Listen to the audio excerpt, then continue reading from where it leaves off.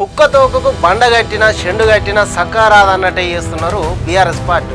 అరే ఎంత చెప్పినా మేము అయ్యే నీచ నికృష్ట రాజకీయాలు చేస్తాం అన్నట్టు సిగ్గు శరం లేని పనులు చేస్తున్నారు. ఓ ఆడబిడ్డను ఏడిపించి ఎన్నికల్లో గెలవాలని లత్తకోరు రాజకీయాలు చేస్తున్నారు. వాళ్ళ పార్టీ అవసరం కోసం, వాళ్ళ సొంత రాజకీయ లాభం కోసం ఆడోళ్ళ సానుభూతి వాడుకునుడు, అక్కెర తీరినాక అవతలికి నెట్టేసుడు కేటీఆర్ కేసీఆర్ లకు అలవాటే కదా. అప్పట్లో విజయశాంతి నుంచి మొదలు పెడితే ఇప్పుడు సొంత కూతురు కవిత దాకా వాళ్ళ అధికారం కోసం బలి చేసిండ్రు. విజయశాంతికి రేపు నామినేషన్ అనే టైం కు బీఫామ్ ఇవ్వకుండా తానే ఎన్నికల్లో పోటీ చేసిన మహానుభావుడు శ్రీకాంతాచారి తల్లి శంకరమ్మను అవమానం పాలు చేసిండు. అప్పుడు దుబ్బాక ఎన్నికల్లో ఓడిపోతామని తెలిసినా సోలిపేట రామలింగారెడ్డి భార్య సుజాతను ఎన్నికల్లో నిలబెట్టి ఓడగొట్టి రాజకీయాలకు దూరం చేసిండ్రు. అచ్చం అప్పటి తీరుగా ఇప్పుడు జూబ్లీస్ ఎన్నికల్లో ఓడిపోతామని తెలిసినా కాంగ్రెస్ క్యాండిడేట్ నవీన్ యాదవ్ ఫుల్ మెజార్టీతోని గెలుస్తాడని తెలిసినా మాగంటి సునీతను ఎన్నికల్లో నిలబెట్టి ఓడినాక ఇంకింత ఏడ్చేటట్టు చేస్తున్నారు. కొడుకు కేటీఆర్ కోసం సొంత కూతురు రాజకీయ భవిష్యత్తుని ఆగం చేసిన కేసీఆర్ కు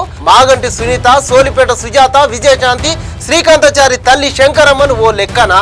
రేపు ఓడిపోయిన తర్వాత కనీసం పార్టీ మెట్లు కూడా ఎక్కనియాడు సునీతను. ఎదురు పడితే ఎవరు నువ్వు అంటాడు. అంతటి మహిళల రాజకీయ వ్యతిరేకి కేసీఆర్. పులి పక్కదైనంత మాత్రం దాని క్రూరత్వం పోదన్నట్టు కేసీఆర్ అధికారంలో లేకపోయినంత మాత్రాన తన కుట్రలు కుతంత్రాలు ఇడవడు. అది మర్చిపోతే మనమే ఆగమవుతాం. యాది పెట్టుకొని మలుసుకుంటే మంచిది జూబ్లీహిల్స్ జనాలు.